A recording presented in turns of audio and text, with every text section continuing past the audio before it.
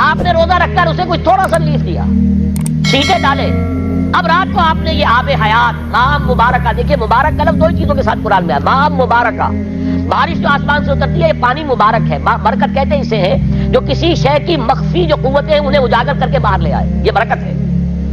زمین کے اندر روئیدگی ہے، بارش برسی، اندر سے نکل آیا۔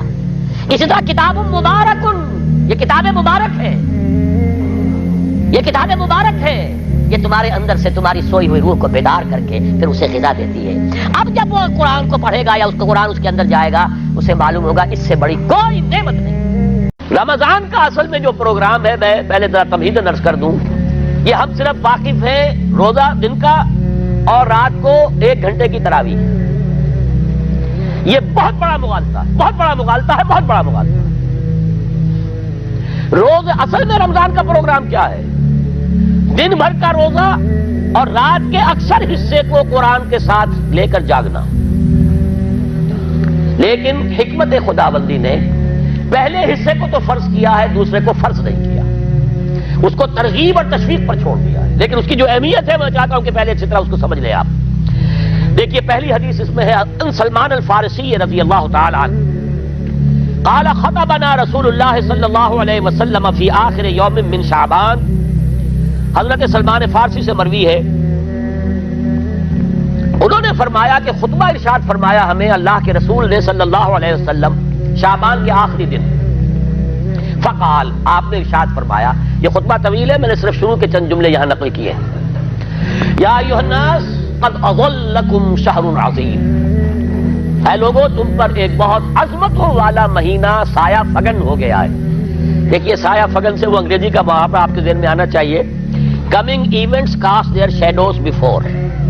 ابھی رمضان شروع نہیں ہوا ہے، شعبان کا آخری دن ہے، تو وہ کمنگ ایونٹ جو ہے رمضان مبارک، اس کا سایہ آ گیا ہے تم پر، اس لیے حضور نے وہ لفظ استعمال کیا قد اظلکم، ظلال کہتے سائے کو، قد اظلکم شہر عظیم، بڑی عظمت والا مہینہ ہے، شہر مبارک، بہت برکت والا مہینہ ہے، شہر فیہ لیلۃ خیر من الف شہر، اس میں ایک رات وہ بھی ہے، وہ مہینہ جس میں ایک رات وہ بھی ہے جو 1000 مہینوں سے افضل ہے۔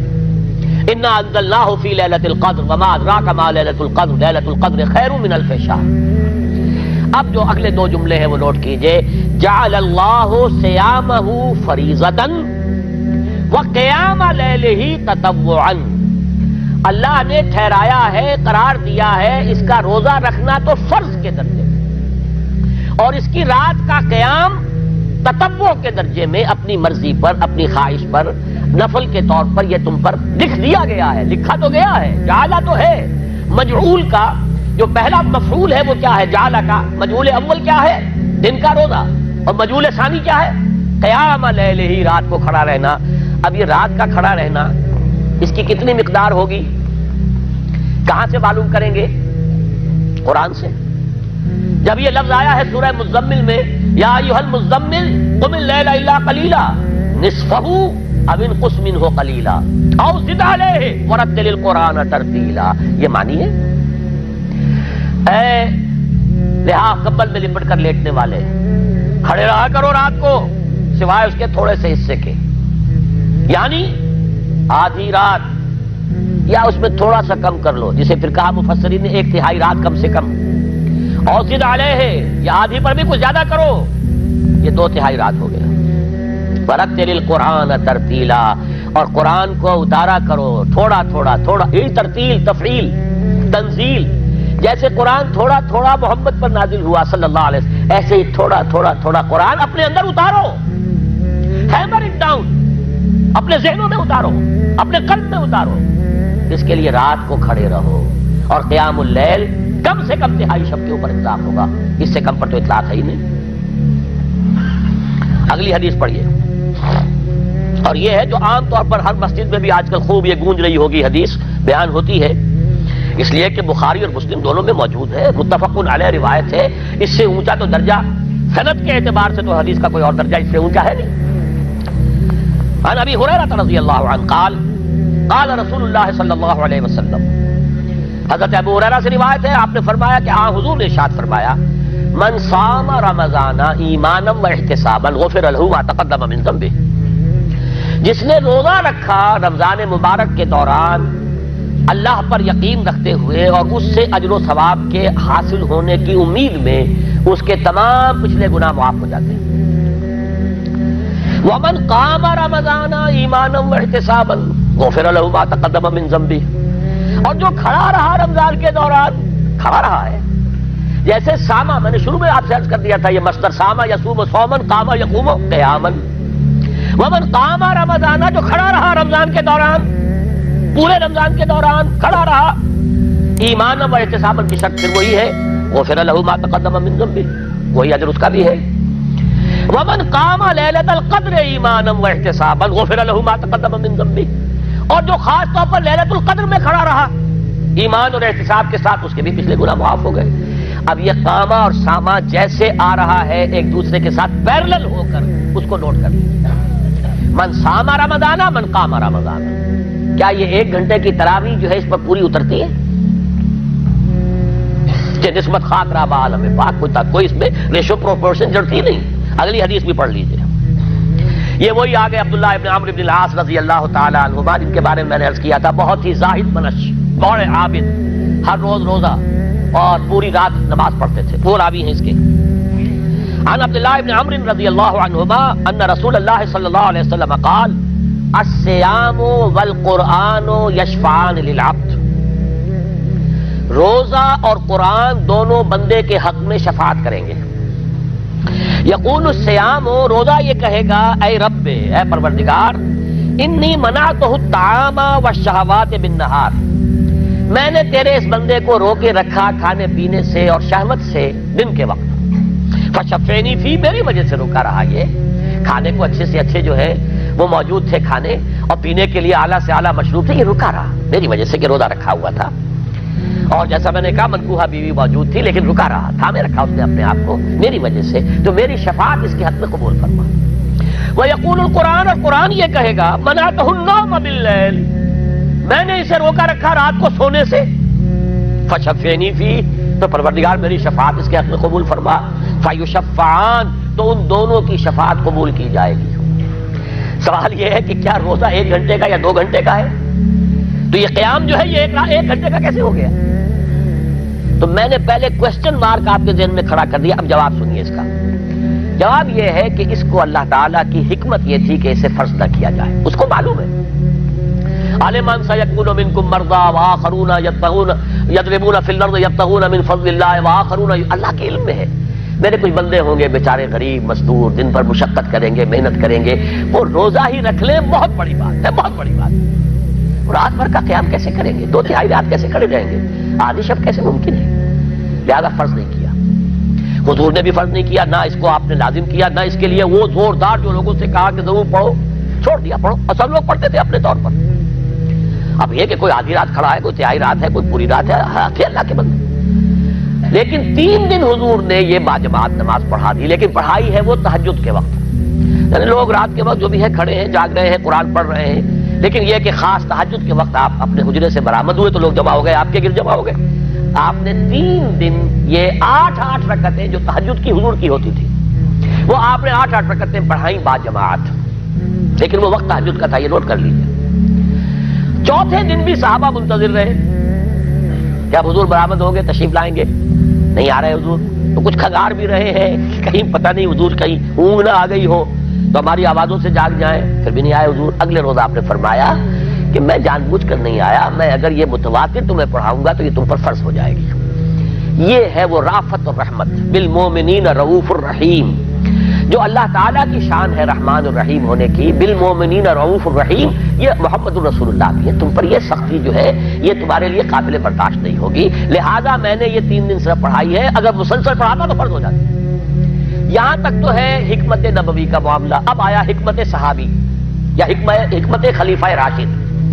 یہی معاملہ رہا حضور کی حیات طیبہ کے دوران، یہی حضرت ابوبکر رضی اللہ تعالیٰ عنہ کی خلافت کے دوران، یہی حضرت عمر کا بھی ابتدائی دور، لیکن دور خلافت عمر فاروق کے دوران یہ واقعہ آیا کہ حضرت عمر داخل ہوئے مسجد میں، دیکھا رات کے وقت ابھی کوئی باجماعت تراویح کا کوئی انتظام نہیں تھا، آپ نے دیکھا کچھ لوگ مسجد کے اس کونے میں کھڑے ہیں، ایک حافظ ہے، ساتھ تو حافظ نہیں ہوتے تھے نا، تو کوئی حافظ ادھر انہوں نے 5 6 7 8 آدمیوں نے کسی حافظ سے گزارش کی، وہ انہیں قرآن سنا رہا ہے، وہ کھڑے سن رہے ہیں، کوئی دوسرے کونے میں ایک دم گھٹا ہے کہ اس پہ تیسری طرف ہے، کہیں ہے، تولیوں کے اندر لوگ جو ہے وہ قیام اللیل کا حق ادا کر رہے ہیں۔ آپ نے فرمایا کیا ہی بہتر ہو کہ یہ سب جمع ہو جائیں ایک امام کے پیچھے، اور پھر یہ کہ اسے عشاء کے ساتھ متصل رکھ دیں، تاکہ جس کو کہتے ہیں عربی میں ما لا یترک کلہ لا یترک کلہ، اگر کوئی شے کل کی کل حاصل نہیں ہو سکتی تو کوئی شخص بھی مسلمان بالکل محروم نہ رہ جائے، کم سے کم یہ 20 رکعت تراویح تو پڑھے اور قرآن سن لے، تاکہ کسی نہ کسی درجے میں تو اس کا بھی حصہ ہو جائے اس کی برکات میں سے۔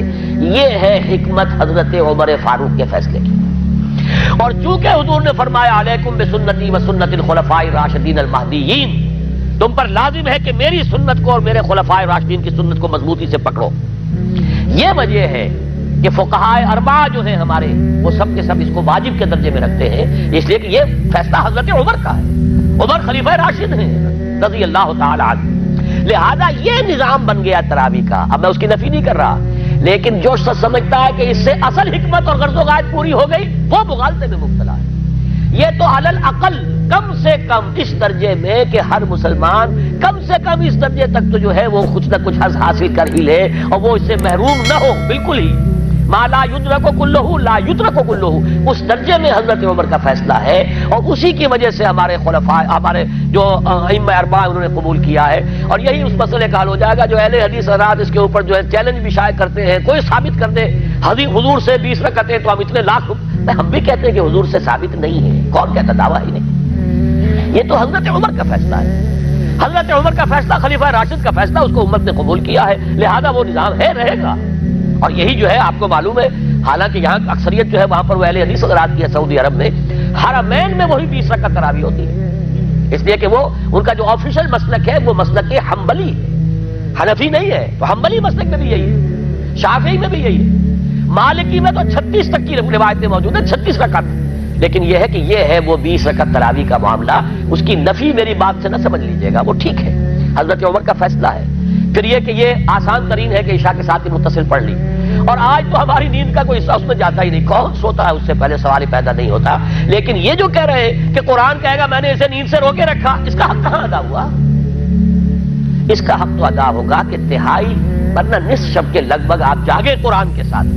اب سمجھیے اس کی غرض و غایت کیا ہے۔ اگر قرآن رمضان کا یہ دوگنا پروگرام سامنے آ گیا، اصلاً جو مطلوب ہے دن بھر کا روزہ اور رات کے اکثر حصے کا کم سے کم نصف شب جو ہے اس میں جاگنا قرآن کے ساتھ، اب اس کی جو حکمت اور غرض و غایت ہے وہ بھی اب آپ 2 درجوں میں سمجھیے۔ رمضان کا اب 2 اچھا پروگرام، دن میں روزہ رکھو، اس روح کو مزمحل کرو، اس روح کو مزمحل کرو گے، اس میں جسم کو مزمحل کرو گے، حیوانی وجود کو، تو ہی اس روح کو کچھ ریلیف ملے گا۔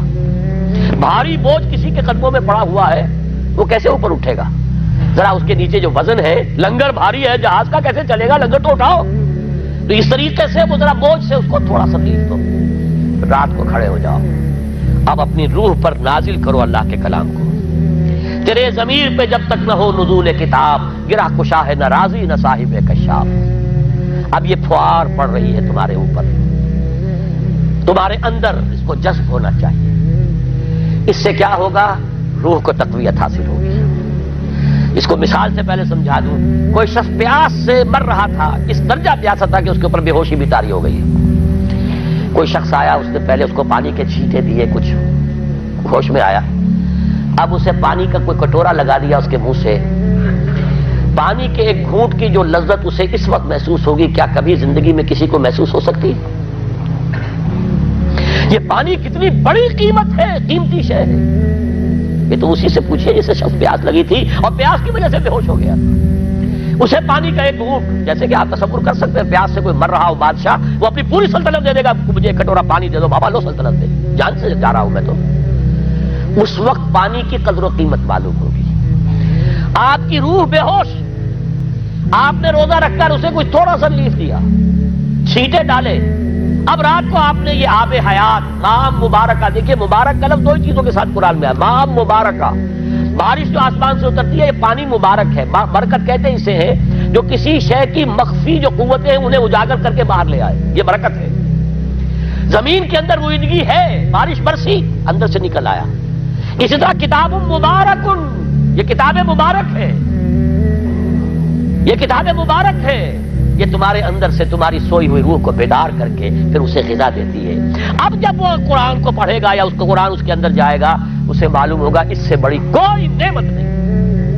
یہ ہے شکر جو پیدا ہوگا اب اس کی گہرائی کے، اس کے دل کی گہرائیوں میں۔ شکر کے معنی کیا ہے؟ احسان کی قدر شناسی۔ شکر کو امام راغب نے 3 مرحلوں میں بیان کیا ہے۔ شکر بالقلب، پہلے تو آپ کو معلوم ہو جو نعمت کسی نے دی ہے کتنی بڑی ہے۔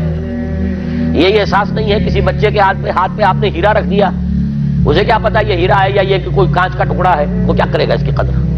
بلکہ ٹافی دیں گے تو وہ سمجھے گا کہ یہ زیادہ اچھی چیز دی ہے، مجھے اس پتھر کا میں نے کیا کرنا ہے، اس لیے اسے معلوم ہی نہیں کہ یہ ہیرا ہے۔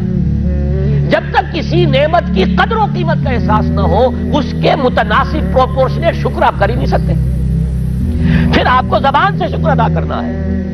الحمدللہ الذی انزل علی عبدہ الکتاب، زبان سے شکر ادا کیجیے۔ پھر اس کا شکر کا حق ادا کرنا ہے، اس نعمت کو استعمال کرنا ہے۔ اگر نعمت لا کے رکھ دی تو بھی یہ ناشکری ہے۔ کسی بچے کو لا کر کسی اس کے والد نے کتاب دی بڑی عمدہ، اور وہ بڑا مہذب بچہ ہے، تھینکس ڈیڈ یا ڈیڈی، اس نے شکریہ ادا کر دیا، پھر کتاب لا کے جو رکھی کبھی کھول کے دیکھا ہی نہیں، تو ناشکری کر رہا ہے یا شکر کر رہا ہے؟ زبان سے تو شکر ادا کیا تھا تو ناشکری کر رہا ہے، لا قدری کر رہا ہے، اس کو پڑھا ہی نہیں۔ قرآن کا شکر کیا ہوگا؟ وہ میرا کتابچہ جو ہے مسلمانوں پر قرآن مجید کے حقوق، اگر وہ سمجھیں گے جو کہ میری اس پوری دعوت قرآنی کی جڑ اور بنیاد ہے۔ 2 چھوٹے چھوٹے کتابچے 167 میں لکھا تھا اسلام کی نشت ثانیہ کرنے کا اصل کام، یہ اسلام کی ریوائول کیسے ہوگی، اس کی شرط لازم کیا ہے، اصل کام کیا ہے۔ ہم نعرے لگانے پر آ گئے ہیں، جلوس نکالنے پر آ گئے ہیں، ہم یہ کر رہے ہیں، ہم وہ کر رہے ہیں، تلواریں بھی اٹھا لی ہیں، گولیاں بھی کھا رہے ہیں، جانے بھی دے رہے ہیں، اصل کام نہیں کر رہے۔ وہ اصل کام کیا ہے؟ یہ 67 کی میری تحریر ہے، اسلام کی نشت ثانیہ کرنے کا اصل کام۔ اور پھر 68 کی میری 2 تقریریں تھیں جب میں نے جمعے کا خود خطاب کیا تھا مسجد خضرہ سمن آباد میں، مسلمانوں پر قرآن مجید کے حقوق۔ اس کو مانو جیسے کہ ماننے کا حق ہے، اس کو پڑھو جیسے کہ پڑھنے کا حق ہے، اس کو سمجھو جیسے کہ سمجھنے کا حق ہے، اس پر عمل کرو جیسے کہ عمل کا حق ہے، اور اسے 4 دانگے عالم میں پھیلاؤ۔ یہ تمہارے پاس امانت ہے محمد رسول اللہ صلی اللہ علیہ وسلم کی۔ بلغوا عنی ولو آیۃ، پہنچاؤ میری جانب سے ایک ہی آیت پہنچاؤ۔ کس نے فرمایا؟ محمد رسول اللہ نے۔ مفشو ہو، عام کرو، اسے پھیلاؤ۔ 5 حقوق ہیں مسلمان پر، لیکن یہ سارے حقوق کب ادا ہوں گے؟ جب قرآن کی نعمت کی قدر ہو جائے گی، معلوم ہو کہ یہ کوہ نور ہیرا ہے، یہ کوئی کانچ کا ٹکڑا نہیں ہے، کوہ نور ہیرا ہے، تب معلوم ہوگا اس کی کتنی حفاظت آپ کریں گے، جس نے دیا ہے اس کا کتنا شکر ادا کریں گے، پھر یہ کہ اسے کیسے سنبھال کر رکھیں گے۔ لیکن یہ کہ اگر قرآن کا شکر ہی نہیں ہے، قرآن کی خود کی نعمت کا احساس ہی نہیں ہوا، خیر مما یجمعون، یا ایھا الناس قد جاءتکم موعظۃ من ربکم وشفاء لما فی الصدور وہدی وبشریٰ للمؤمنین، ہدی ورحمۃ للمؤمنین، قل بفضل اللہ وبرحمتہ فبذلک فلیفرحوا ھو خیر مما یجمعون۔ دنیا میں انسان جو کچھ جمع کرتا ہے، جائیداد، مال، دولت، ہیرے جواہرات، زیورات، اور کوئی اینٹیکس، کوئی جو ہے وہ ڈیکوریشن پیسز، جو کچھ، ان سب سے زیادہ قیمتی شے یہ قرآن ہے۔ لیکن اس کا احساس کب ہوگا؟ جب روح بیدار ہو جائے گی، جب وہ چکھے گی قرآن کو، جس کو میں کہا کرتا ہوں کہ ایمان حقیقی کیسے حاصل ہوتا ہے قرآن سے؟ جب قرآن کو سنتے ہوئے انسان جھوم جائے، اس کے اندر کوئی شے سمپیتھیٹک وائبریشن میں آ جائے، اسے کہے کہ ہاں یہی ہے، جہاں سے میں خود آیا ہوں وہیں سے یہ کلام آیا، جہاں سے میری روح آئی ہے وہیں سے یہ کلام آیا۔ اب یقین پیدا ہوا۔ اس کو اقبال نے کہا ہے باطنی تجربہ۔ ایک تجربہ وہ ہے جو ہم دیکھ رہے ہیں، آنکھوں سے، سن رہے ہیں کانوں سے، چھو رہے ہیں اپنے ہاتھ سے، سونگھ رہے ہیں ناک سے، اور ٹیسٹ کر رہے ہیں اپنے جو ٹیسٹ بڈز ہیں منہ کے، یہ ہمارا ایکسٹرنل ایکسپیرینس ہے۔ لیکن ایک انٹرنل ایکسپیرینس ہے۔ ساری جو بحث اٹھائی ہے علامہ اقبال نے ریکنسٹرکشن پر، اس کا بنیادی نقطہ یہ ہے کہ انٹرنل ایکسپیرینس بھی اس ایکسٹرنل ایکسپیرینس کی طرح بلکہ اس سے زیادہ بڑھ کر قابل اعتماد ہے۔ یہ ہے انٹرنل ایکسپیرینس۔ لعلکم تشکرون، تو یہ تو پہلی منزل طے ہوئی ہے ابھی، صوم رمضان۔ صیام و قیام رمضان کا پہلا حاصل کیا ہوگا؟ وَلَعَلَّكُمْ تَشْكُرُونَ، تاکہ تم اس قرآن کی عظمت سے واقف ہو جاؤ، تاکہ تمہیں اس پر اس کی جو وقت ہے، قدر و قیمت ہے، اس کا انکشاف ہو جائے۔ اب اگلا مرحلہ آئے گا۔ اب یہ روح کچھ توانا ہو کر، کچھ ہوش میں آ کر کدھر اس کی توجہ ہوگی؟ کل شیء یرجع الی اصلہ، ہر شے اپنی اصل جڑ کی طرف رجوع کرتی ہے۔ ہمارا حیوانی وجود زمین کی طرف جاتا ہے، یہ سورہ اعراف میں جو کہا ہے بلعام بن باورہ کے بارے میں، وَلَكِنَّهُ أَخْلَدَ إِلَى الْأَرْضِ، زمینی خواہشات ہی کے چکر میں آپ ہیں تو گویا کہ آپ زمین میں دسے جا رہے ہیں۔ روح بیدار ہوگی تو کدھر متوجہ ہوگی؟ اپنے مرکز کی طرف مائل پرواز تھا حسن، بڑا پیارا مصرع ہے، اگلا مصرع میں نہیں پڑھتا، لیکن یہ کہ یہ اپنے مرکز کی طرف، اپنے منبع اور سرچشمے کی طرف، کہاں سے آئی یہ روح؟ امر ربی، کہ ادھر متوجہ ہو۔ ہم پڑھا کرتے تھے اپنے ہائی اسکول کے زمانے میں، تو جو صبح پریئرز ہوتی تھی اس میں خاص نظم تھی، مجھے یہ معلوم نہیں شاعر کون ہے، مجھ کو ہے تیری جستجو، مجھ کو تیری تلاش ہے، خالق میرے کہاں ہے تو، مجھ کو تیری تلاش ہے۔ اب آپ دیکھیے پورے مذاہب کی تاریخ میں انسان کہاں کہاں گیا ہے خدا کو ڈھونڈنے کے لیے۔ کوئی برف پوش چوٹیوں کے اوپر جو ہے تپسیا میں لگا ہوا ہے، کیوں؟ رب کا قرب حاصل کرنے کے لیے نا، پرماتما سے لو لگانے کے لیے۔ وہ غاروں میں ہے، تپسیا ریاضتیں کر رہا ہے، کوئی صحراؤں میں گیا ہے، گوتم بدھ کہاں کہاں گیا ہے، کہاں کہاں گیا ہے، کچھ آپ کو اندازہ ہی نہیں۔ انسان اس کے اندر کوئی شے ہے جو کسی کو تلاش کر رہی ہے۔ میرے اندر ہی وہ شے بھی ہے جو مجھ سے کہتی ہے کہ کچھ کھانا ڈالو اس منہ کے اندر، اس پیٹ میں ڈالو، ہے وہ بھی میرے اندر شے۔ ان لنفسک علیک حقا، یقیناً تمہارے نفس کا بھی تم پر حق ہے۔ میرے اندر ہی کوئی شے ہے جو کچھ اور شے چاہتی ہے، کچھ اور چیز کی متلاشی ہے، وہ کسی اور شے کے عشق میں ہے۔ یہ دوسری بات ہے، اسے ہم نے سلا رکھا ہے، لوریاں دے دے کے تھپک تھپک کر، ہم تو اپنے جسم کی طرف متوجہ ہیں، لہذا ہمیں وہ پیاس محسوس ہی نہیں ہوتی کہ یہ بھی واقعی میرے اندر کوئی پیاس ہے۔ روح بیدار ہوگی تو وہ پیاس جو اس کے اندر اب پیدا ہوئی ہے وہ کدھر متوجہ ہوگی؟ اپنے پروردگار کی طرف۔ یہ ربط ہے اگلی آیت کا، آپ پڑھیے، وَإِذَا سَأَلَكَ عِبَادِي عَنِّي فَإِنِّي قَرِيبٌ۔ جب یہ روح بیدار ہو کر اپنے مرکز کی طرف متوجہ ہوگی، اپنے منبع اور سرچشمے کی طرف متوجہ ہوگی، اپنے مبدا کی طرف متوجہ ہوگی، تو اے میرے نبی صلی اللہ علیہ وسلم، جب میرے بندے آپ سے میرے بارے میں پوچھیں، فَإِنِّي قَرِيبٌ، انہیں بتا دیجئے میں قریب ہی ہوں، کہیں دور نہیں۔ اس کی رگے جان سے بھی زیادہ قریب ہے۔ ہم قریب ہیں، جب چاہو ہمیں پکارو، جب چاہو دعا کرو، جب چاہو باریابی حاصل کر لو۔ ہم تو مائل میں کرم ہیں، کوئی سائل ہی نہیں۔ ہم تو ہر روز رات کے آخری گھڑیوں میں سمائے دنیا تک نزول فرماتے ہیں، اور ہماری طرف سے پکارنے والا پکارتا ہے، حل من مستغفر فاغفر له، ہے کوئی استغفار کرنے والا کہ میں اسے بخش دوں؟ ہے کوئی مانگنے والا؟ حل من سائل فاعطیہ، ہے کوئی مانگنے والا جسے میں دوں؟ تم سوئے ہوتے ہو، ہم تو غافل نہیں، تم غافل ہو، متوجہ تو ہو، آؤ تو صحیح ہماری طرف۔ حدیث قدسی میں آیا ہے، میرا بندہ میری طرف چل کر آتا ہے، میں دوڑ کر آتا ہوں، وہ بارش بھراتا ہے، میں ہاتھ بھراتا ہوں، میرا بندہ میرا ذکر اپنے دل میں کرتا ہے، میں اپنے جی میں اس کا ذکر کرتا ہوں، یاد کرتا ہوں اسے، اور میرا بندہ اگر کسی محفل میں میرا ذکر کرتا ہے، میں اس سے بہت اعلیٰ محفل میں اس کا ذکر کرتا ہوں، ملائے اعلیٰ کی محفل میں ذکر کرتا ہوں۔ یہ حدیث کے الفاظ ہے کہ نہیں؟ تو تم غافل ہو بھائی ہم سے، ہم تو غافل نہیں۔ اغیب و وذو اللطائف لا یغیب وارجو ہو رجال لا یخیب، میں غائب ہو جاتا ہوں، وہ تو غائب ہونے والی ہستی ہی نہیں ہے، ہر آن موجود، هو معکم اینما کنتم۔ وَإِذَا سَأَلَكَ عِبَادِي عَنِّي فَإِنِّي قَرِيبٌ أُجِيبُ دَعْوَةَ الدَّاعِ إِذَا دَعَانِ فَلْيَسْتَجِيبُوا لِي۔ لیکن اب آئی بات اصل، یہ دو طرفہ بات ہوگی، مجھ سے دعا کرو، کسی وقت کی پابندی نہیں، کسی جگہ کی پابندی نہیں، ناپاکی کی حالت میں ہو تب بھی دعا کر سکتے ہو، میری کتاب کو ہاتھ مت لگانا، مجھ سے دعا کر سکتے ہو، دعا میں کوئی پابندی نہیں، لیٹے مانگو، بیٹھے مانگو، ناپاکی میں مانگو، پاکی میں مانگو، جب چاہو مانگو مجھ سے، دعا میں کوئی خطرت نہیں۔ اور جہاں پکارو گے there and then I will listen to you and I will grant your prayers۔ اجیبو جو ہے، اجیبو دونوں معنی، جواب دینا اور قبول کرنا۔ اجابت استجابت دونوں کا ایک ہی مفہوم ہے، جواب دینا اور قبول کرنا۔ اجیب دعوت الداعی اذا دعان، میں تو ہر پکارنے والے کی پکار کو سنتا ہوں، قبول کرتا ہوں جب بھی وہ مجھے پکارتا ہے، لیکن فلیستجیبوا لی، میرا بھی تو کہنا مانو، چاہیے کہ یہ بھی میرا کہنا مانے، مجھ سے محبت کریں، مجھ سے لو لگائیں، میرے دین کے لیے اپنے آپ کو وقف کریں۔ ان صلاتی و نسکی و محیای و مماتی للہ رب العالمین، میرے باغیوں کے خلاف بغاوت کرے، میرے دین کا جھنڈا اونچا کرے۔ یہ سارے احکام ہے کہ یہ قرآن میں قاتلوہم، جیسا کہ میں نے آپ کو بتایا اگلے ہی رکوع میں قتال کا حکم آ رہا ہے۔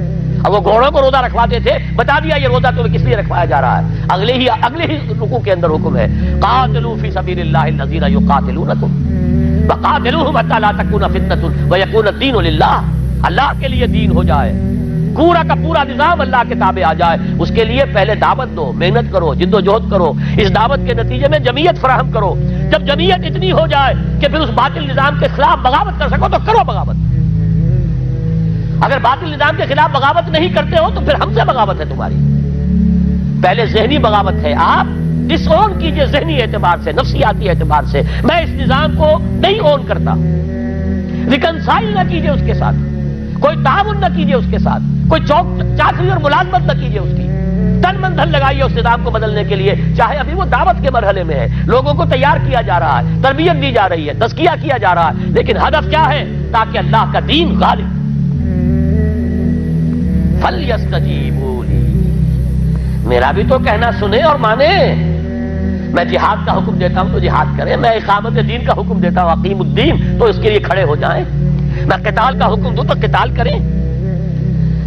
فَلْيَسْتَجِيبُوا لِي وَلْيُؤْمِنُوا بِي، اور مجھ پر ہی اپنا ایمان پختہ رکھیں، توکل کریں تو مجھ پر کریں، محبت کریں تو مجھ سے کریں، راضی رہے تو میری تقدیر پر راضی رہے، توکل ہو، راضی برضائے رب ہو، اطاعت ہو، جب تک یہ ساری چیزیں اللہ کے لیے نہ ہو جائیں۔ والذین آمنوا اشد حبا للہ، اصل میں تو مومن وہ ہوتے ہیں جو سب سے بڑھ کر شدید ترین محبت اللہ سے کرتے ہیں۔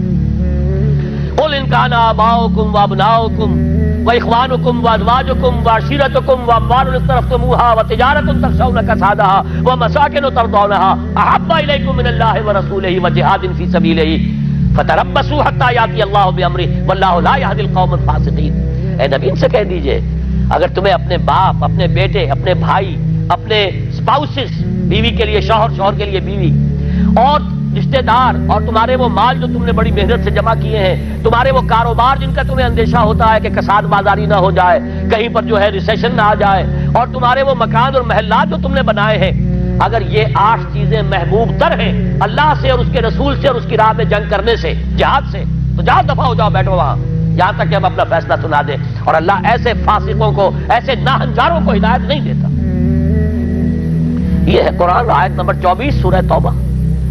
فَلْيَسْتَجِيبُوا لِي وَلْيُؤْمِنُوا بِي لَعَلَّهُمْ يَرْشُدُونَ، اب وہ لفظ آ گیا رشد۔ دیکھیے پہلے آیا تھا لَعَلَّكُمْ تَتَّقُونَ، روزہ، مجرد روزہ تقوی پیدا کر دے گا، ضبط نفس، اور ضبط نفس بھی وہ جو حکم خداوندی کا تابع ہے، یہ روزے کی ریاضت ہے، روزے کی ریاضت کا حاصل ہے۔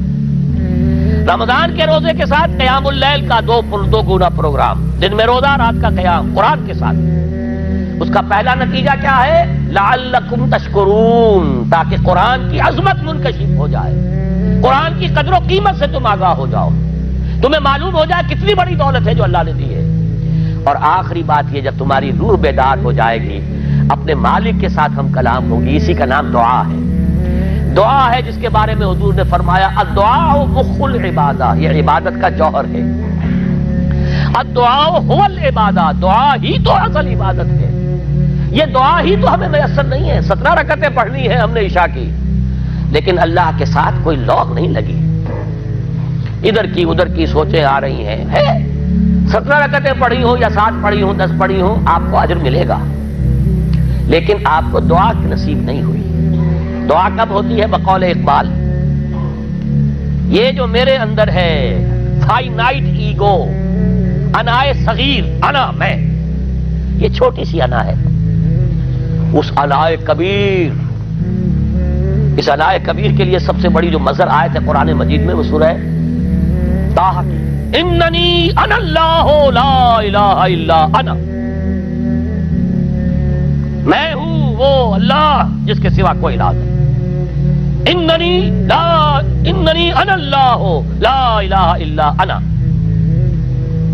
یہ ہے فاعبدنی واقم الصلاۃ علی ذکری، یہ انائے کبیر ہے، the infinite ego، اللہ انا اللہ، the big انا، اور یہ چھوٹی سی انا ہے، انا میں، جب یہ انائے صغیر انائے کبیر کے روبرو آتی ہے ہم کلام ہوتی ہے، یہ ہے دعا۔